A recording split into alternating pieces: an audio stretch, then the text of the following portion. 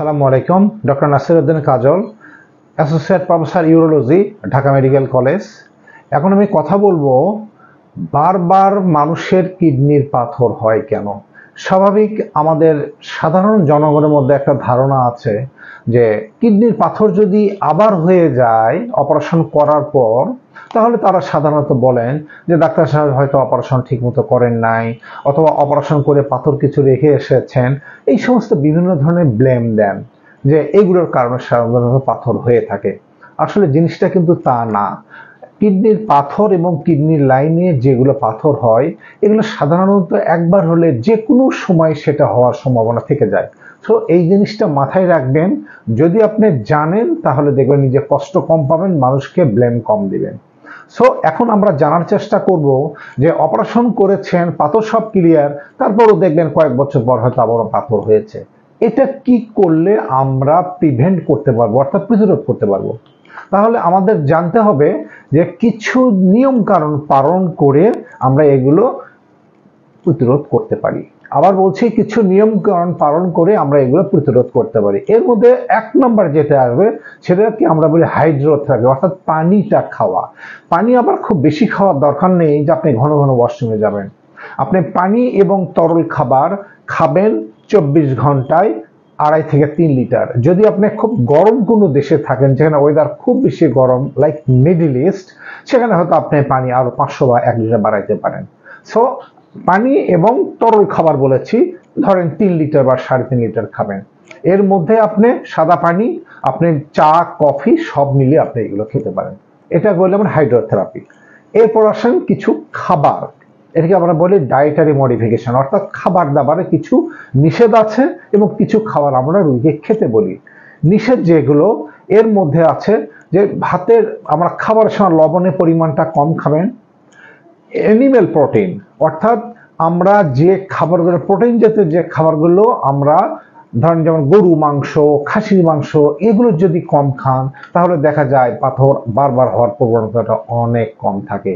এছাড়াও কিছু খাবার দাবারে যেমন অনেকেই ভিটামিন সি, ভিটামিন ডি অনেক বেশি পরিমাণ খান, সাপ্লিমেন্টারি ফুড বাজারে পাওয়া যায়, এগুলো বেশি খান। এগুলো বেশি খেলে সাধারণত পাথর হওয়ার সম্ভাবনা থাকে। সো এই কয়েকটা জিনিস। আর কিছু শাক সবজি আছে যেগুলো খেলে অনেক বেশি পরিমাণ হওয়ার সম্ভাবনা থাকে। এর মধ্যে যেমন আপনি আমরা খাই বাঁধাকপি, ফুলকপি, তারপর গাজর, মূলা, এগুলো খেলে সাধারণত হওয়ার সম্ভাবনা অনেক বেশি থাকে। সো এই খাবারগুলো আমরা যদি অ্যাভয়েড করি তাহলে কিন্তু হওয়ার সম্ভাবনা কমে যায়। সো আমাদের খাবার এই কয়েকটা আমরা নিষেধ করব। পানিটা বেশি খেতে, বেশি না পরিমিত খেতে বলবো। আর কিছু খাবার দাবার আমরা খেতে বলি যেগুলো খেলে হওয়ার সম্ভাবনা কমে যায়। এর মধ্যে থাকবে যে ক্যালসিয়াম জাতীয় খাবারটা কম খাবেন, বেশি খাবেন। ক্যালসিয়াম, একটা মানুষ ডেইলি যদি 1000 থেকে 1200 মিলিগ্রাম ক্যালসিয়াম খান তাহলে তার এই দেখা যায় যে পাথর হওয়ার সম্ভাবনা অনেক কমে যায়। সো আমরা ক্যালসিয়াম জাতীয় খাবারটা অনেক বেশি খেতে বলি।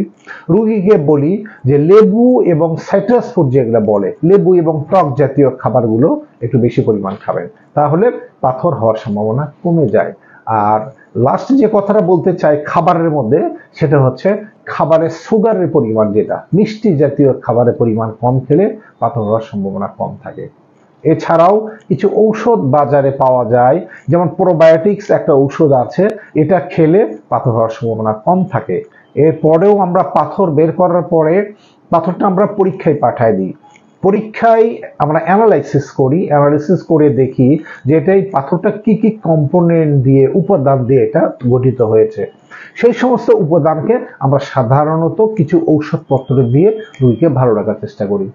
এর মধ্যে যদি দেখা যায় তার পাথরটা হয়েছে ফসফেট জাতীয় একটা পাথর আছে, রোগীকে আমরা একটু লং টাইম অ্যান্টিবায়োটিক খাওয়াই। যদি ইউরিক অ্যাসিড স্টোন থাকে, শরীরে ইউরিক অ্যাসিড কমানোর জন্য বাজারে কিছু ঔষধ পাওয়া যায় যেগুলো আমরা দিই। এইগুলো নিয়ম যদি পালন করেন তাহলে রোগীদের সাধারণত পাথর হওয়ার সম্ভাবনা কম থাকে। তার মানে এই না যে এগুলো পালন করলে মানে পাথর হবেই না, এরকম গ্যারান্টেড না, বাট হওয়ার সম্ভাবনা অনেক কমে যায়। সো একটা রোগীর অপারেশন হয়ে গেলে আপনি সবসময় মনে রাখবেন আপনার ভবিষ্যতে যে কোনো সময় পাথর হতে পারে।